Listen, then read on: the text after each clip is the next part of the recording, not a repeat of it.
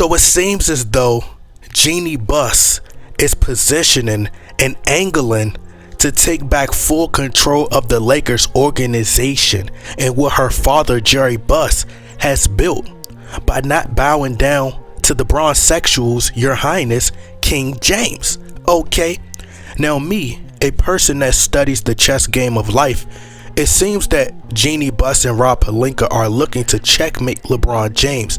However, to many LeBron James fans, with his recent statement pertaining to him not closing the door, potentially returning back home to the Cleveland Cavaliers, from praising both GMs, Sam Presti, the Rams GM, to LeBron James fans, LeBron James is playing 4D chess because in their mind he, one, added more pressure to the Lakers front office for the next 2 summers.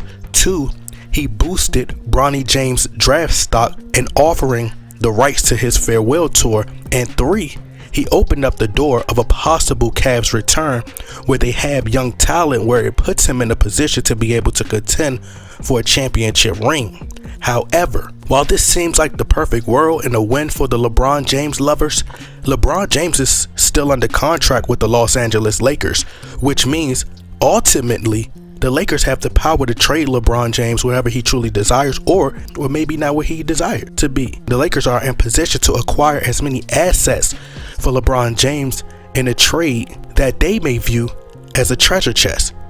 See, the reality of the situation, LeBron James is now 37 years old and will be 38 years of age by the time the next season really starts. And by LeBron James still putting up these massive numbers, breaking records, scoring titles, the whole 9, this does nothing but increases his trade value, which means since the door is open for him to return back to Cleveland, and the Lakers wouldn't mind him going back through that door, because guess what? As long as there's some value coming back out of the door as LeBron James enters, that's a win-win for the Lakers.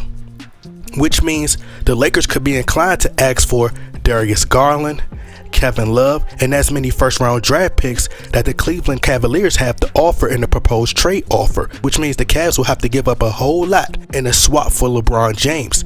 Not to mention that the Eastern Conference has become the more tougher conference.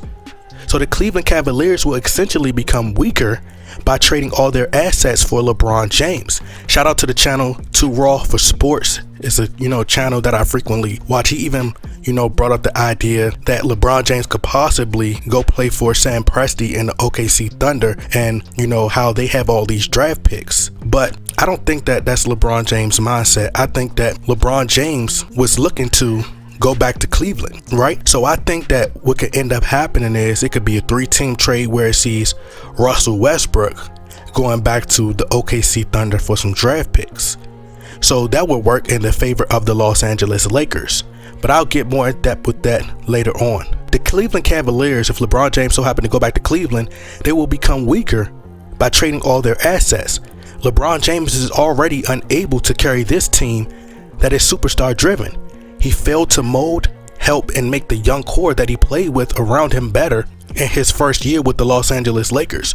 So what leads fans to believe that he will just go to Cleveland and he won't disrupt their flow and their chemistry and the success that they're having?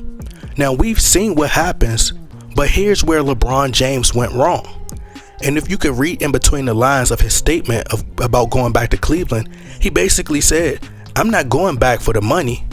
And he didn't mention anything about a title, because remember, the first time when he went back to Cleveland, he let it be known that he was determined to bring back a championship to the city of Cleveland. However, this run seems to be more about playing with his son, Bronny James. See, LeBron's biggest mistake was by allowing his minions and mouthpieces in the media to trash and attack Russell Westbrook's name and drag his name through the mud in the media, because essentially what that does is it lowers Russell Westbrook's trade value. See, the genius thing for LeBron James to do was to go into these post-game interviews praising Russell Westbrook and how he's improved so that it wouldn't scare teams away. By increasing his trade value, it make more teams more interested in potentially trading for him. Now you got Kendrick Perkins, Shannon Sharp, Chris Broussard, Stephen A. Smith, the Nick Wrights of the world in the media. If you were to so happen to increased its trade value, these people would follow you. The sheep would follow. And the team would have possibly been sold on taking Russell Westbrook's bad contract. See, it's really all LeBron James and his camp's fault. Now LeBron James is in position where he is forced to finish out this season, play all these heavy minutes, and pick up all these miles on his body, where the Los Angeles Lakers fans will hold you to the highest standard, which is winning championships, and they will blame LeBron if he does not secure a title, right? And they'll call him a quitter. Now this puts Jeanie Buss back into the driver's seat, in my opinion, because Jeanie Buss this summer will be in paradise because she has so many options. She could trade LeBron James. She could potentially trade Russell Westbrook back to the OKC Thunder for some first round draft picks. Trade LeBron James to the Cleveland Cavaliers for some first round draft picks and some players, right? She could also trade AD and get the most assets possible for AD.